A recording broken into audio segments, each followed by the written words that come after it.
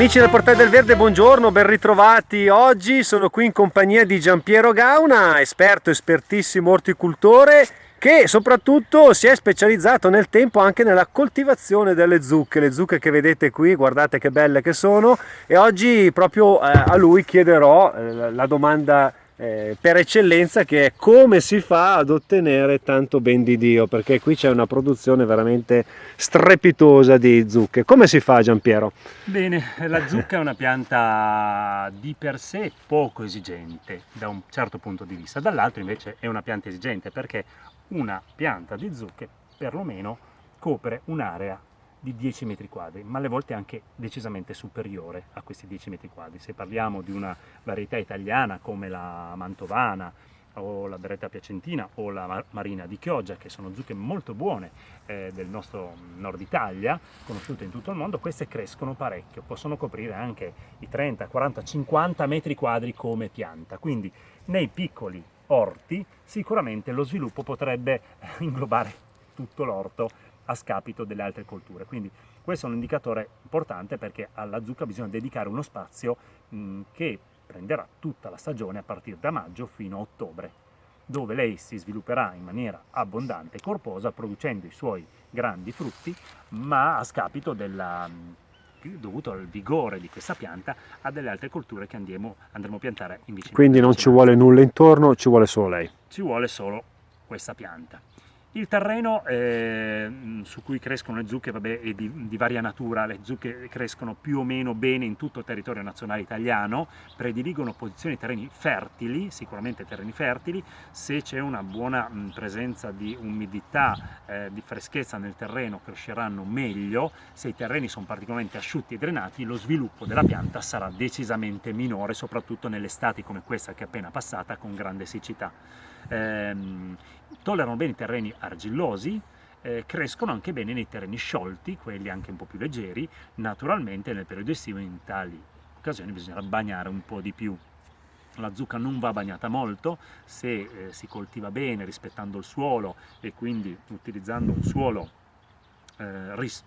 sano, dove non sono state utilizzate sostanze chimiche, dove non sono state fatte lavorazioni pesanti. La zucca crescerà molto bene nel corso della stagione estiva. Cosa è importante dire per la coltivazione? Innanzitutto le zucche non vanno piantate molto presto, come spesso accade a fine marzo, primi di aprile. La fretta ci porta a piantare queste zucche perché vogliamo farle produrre, ma basta tranquillamente piantarle nel mese di maggio, anche dopo la metà di maggio, perché fanno in tempo a svilupparsi nel corso della stagione e fruttificare con tutta calma.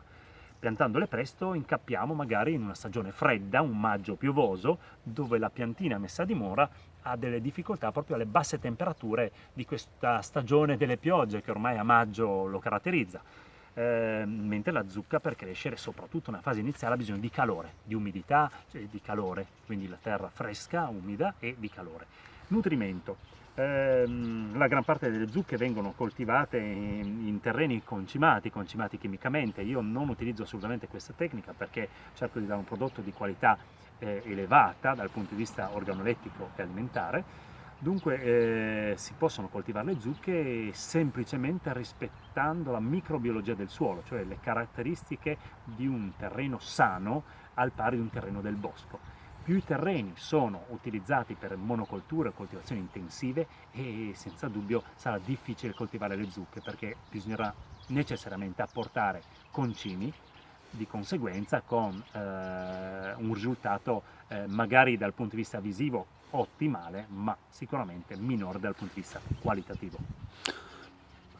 Perciò abbiamo detto poco altro c'è da aggiungere, cioè al di là Direi delle... che le zucche è un bel esperimento da fare, perché poi sono così belle e qualsiasi cosa otteniate nel vostro giardino sarà sicuramente gratificante nel momento in cui andate a raccoglierle. Quindi qualsiasi zucca bella sarà un po' più buona, un po' meno buona, ma soprattutto se avete bambini in casa, coltivare una pianta di zucche è una cosa bellissima, perché è il raccolto che da questi frutti di forme non prevedibili darà una grande gioia, grande soddisfazione ai bambini. Bene, allora insieme a Giampiero abbiamo visto che, almeno il sottoscritto ha imparato che uno, bisogna avere spazio dove metterla, perché lei se lo prenderà questo spazio, Certo. e due, non bisogna neanche avere troppa fretta di andare a piantarla, perciò come ha detto Giampiero, anche dopo la metà di maggio stiamo tranquilli che lei avrà il tempo sufficiente per produrre questi spettacoli che vedete qui alle nostre spalle. Quindi Alessandro, Giampiero Gauna e le belle zucche che vedete qui alle nostre spalle vi salutano, vi invitano sempre a mettere un bel pollice all'insù e di condividere questo video nei social.